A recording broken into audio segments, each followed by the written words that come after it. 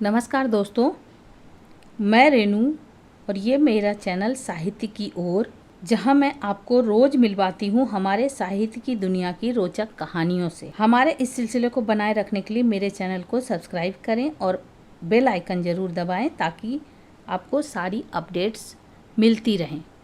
आज की कहानी है गुरु रविंद्रनाथ ठाकुर जी की कहानी नई रोशनी।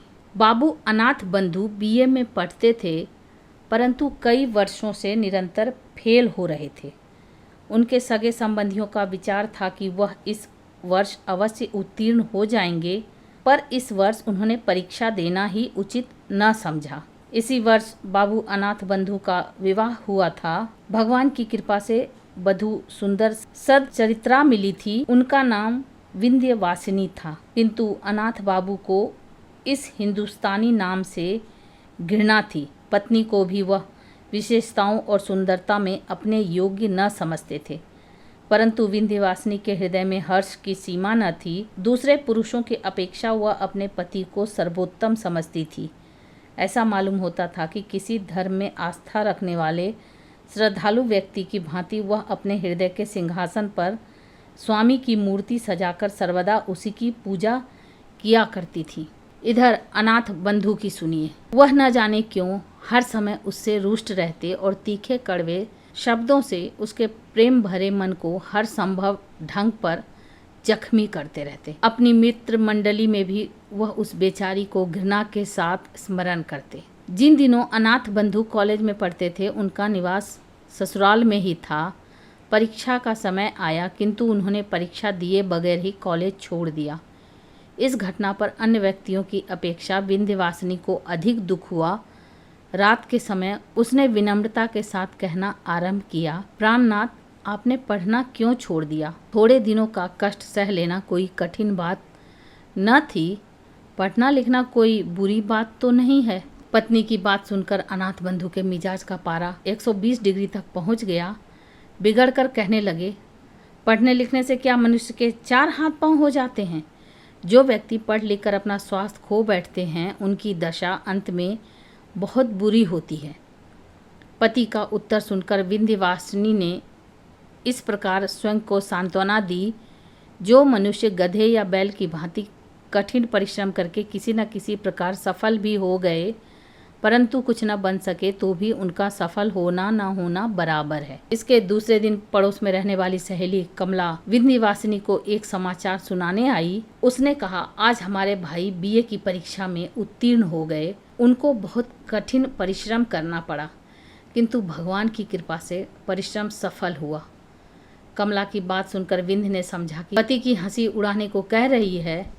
वह सहन कर गई और दबी आवाज से कहने लगी, बहन, मनुष्य के लिए बीए पास कर लेना कोई कठिन बात नहीं, परंतु बीए पास कर लेने से क्या होता है?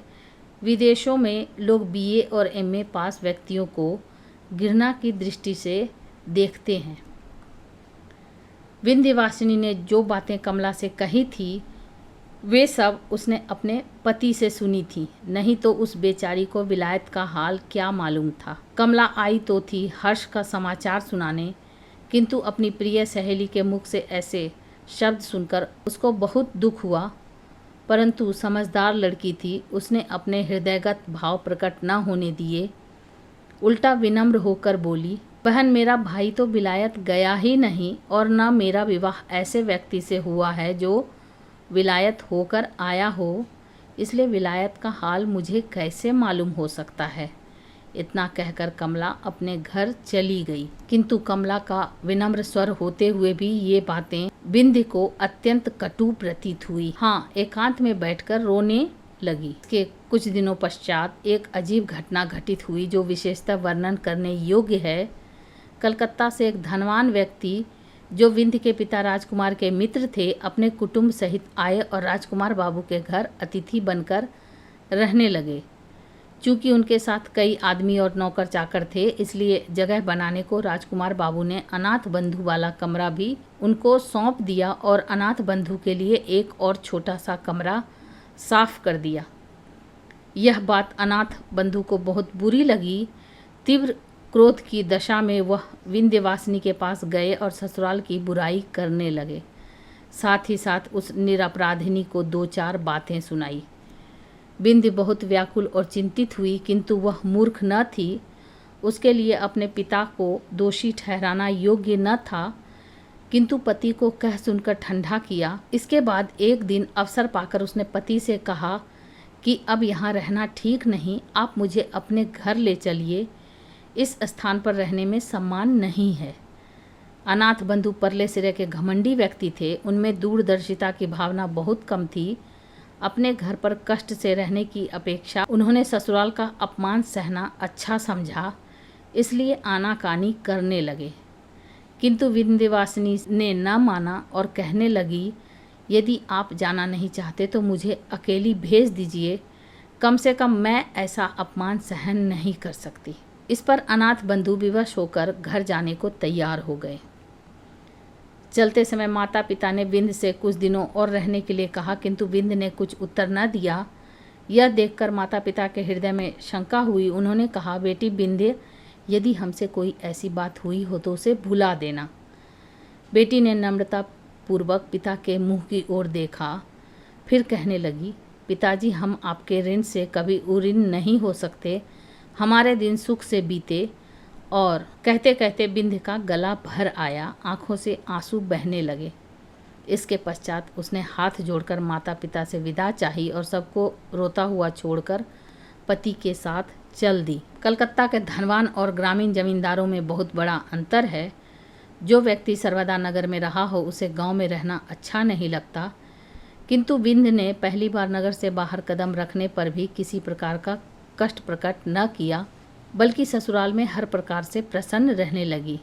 इतना ही नहीं, उसने अपनी नारी सुलभ चतुरता से बहुत शीघ्र अपनी सास का मन मोह लिया। ग्रामीण स्त्रियां उसके गुणों को देखकर प्रसन्न होती थीं, परंतु सब कुछ होते हुए भी विंध्य प्रसन्न न थी। अनाथ बंधु के 3 भाई और थे, 2 छोटे, एक बड़ा। बड़े भाई परदेश में 50 रुपये के नौकर थे। इससे अनाथ बंधु के घर बार का खर्च चलता था। छोटे भाई अभी स्कूल में पढ़ते थे। बड़े भाई की पत्नी श्यामा को इस बात का घमंड था कि उसके पति की कमाई से सबको रोटी मिलती है, इसलिए वह घर के कामकाज को हाथ तक न लगाती थी।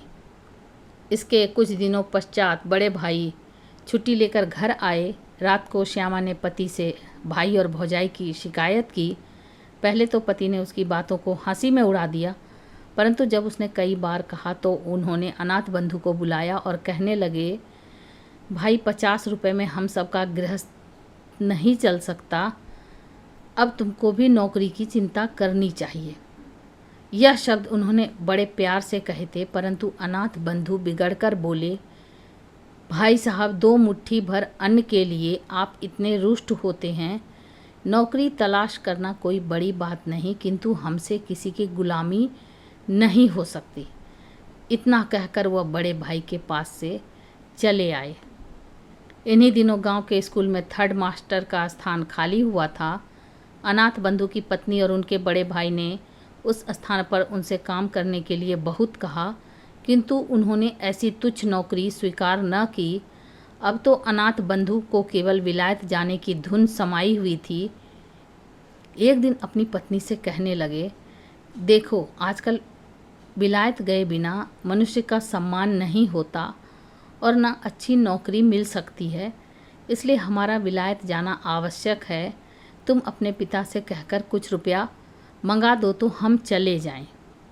विलायत जाने की बात सुनकर विंध्य को बहुत दुख हुआ। पिता के घर से रुपया मांगने की बात से बेचारी की जान ही निकल गई। दुर्गा पूजा के दिन समीप आए तो विंध्य के पिता ने बेटी और दामाद को बुलाने के लिए आदमी भेजा। विंध्य खुशी खुशी मैके आई। माँ ने बेटी और दामाद को रहने के लिए अपना कमरा दे दिया। दुर्गा पूजा की रात को यह सोचकर कि पति न जाने कब वापस आए, विंध्य प्रतीक्षा करते करते सो गई। सुबह उठी तो उसने अनाथ बंधु को कमरे में ना पाया। उठकर देखा तो माँ का लोहे का संदूक खुला पड़ा था। सारी चीज़ें इधर उधर बिखरी पड़ी थी और पिता का छोटा कैश बॉक्स जो उसके अंदर रखा था गायब था। बिंद का हृदय धड़कने लगा। उसने सोचा कि जिस बदमाश ने चोरी की है उसी के हाथों पति को भी हानि पहुंची है।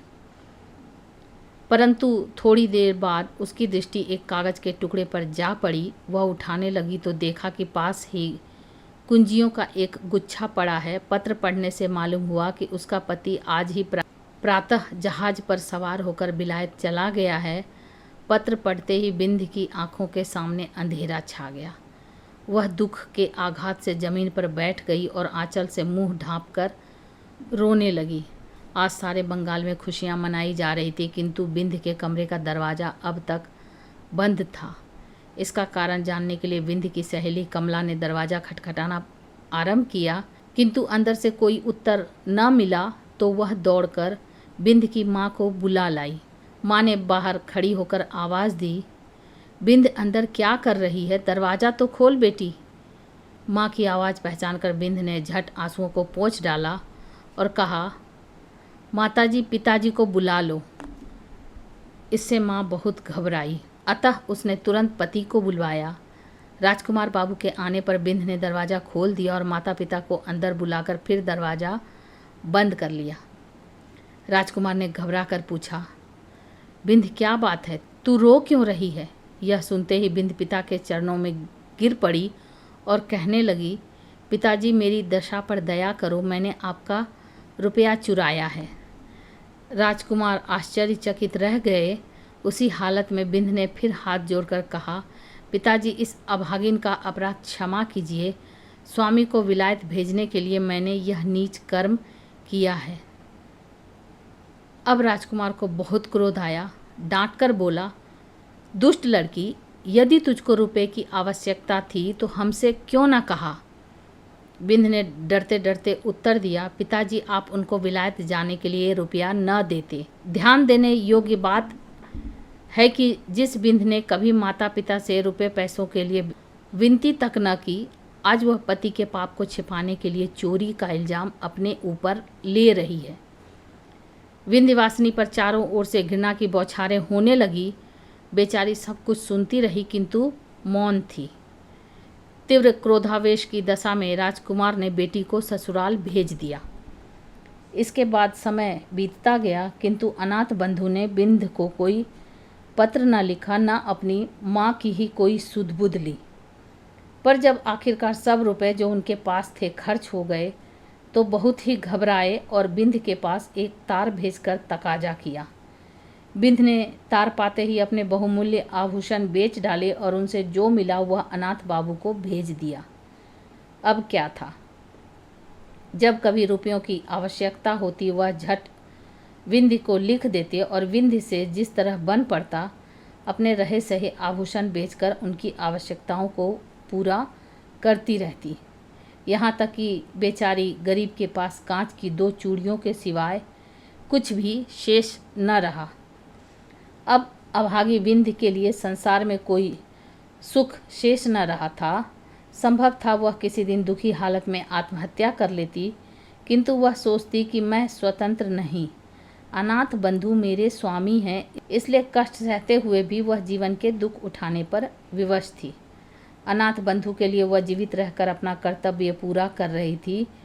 चूँकि उसके लिए विरह का दुख सहना कठिन हो गया था, इसलिए विवश होकर उसने पति के नाम वापस आने के लिए पत्र लिखा। इसके थोड़े दिनों बाद अनाथ बंधु बैरिस्टरी पास करके साहब बहादुर बने हुए वापस लौट आए, परंतु देहात में बैरिस्टर साहब का निर्वाह होना कठिन था, इसलिए पास ही एक कस्बे में होटल का आश्रय लेना पड़ा। विलायत में रहकर अनाथ बंधु के रहन सहन में बहुत अंतर आ गया था। वह ग्रामीणों से घृणा करते थे। उनके खान पान और रहन सहन के तरीक़ों से यह भी मालूम न होता था कि वह अंग्रेज़ हैं या हिंदुस्तानी। बिंद यह सुनकर बहुत प्रसन्न हुई कि स्वामी बैरिस्टर होकर आए हैं, किंतु माँ उसकी बिगड़ी हुई आदतों को देखकर बहुत व्याकुल हुई। अंत में उसने भी यह सोचकर दिल को समझा लिया कि आजकल का ज़माना ही ऐसा है, इसमें अनाथ बंधु का क्या दोष। इसके कुछ समय पश्चात एक बहुत ही दर्द से भरी घटना घटित हुई। बाबू राजकुमार अपने कुटुंब सहित नाव पर सवार होकर कहीं जा रहे थे कि सहसा नौका जहाज से टकराकर गंगा में डूब गई। राजकुमार तो किसी प्रकार बच गए, किंतु उनकी पत्नी और पुत्र का कहीं पता न लगा। अब उनके कुटुंब में विंध्य के सिवाय कोई दूसरा शेष न रहा था। इस दुर्घटना के पश्चात एक दिन राजकुमार बाबू विकल अवस्था में अनाथ बंधु से मिलने आए। दोनों में कुछ देर तक बातचीत होती रही।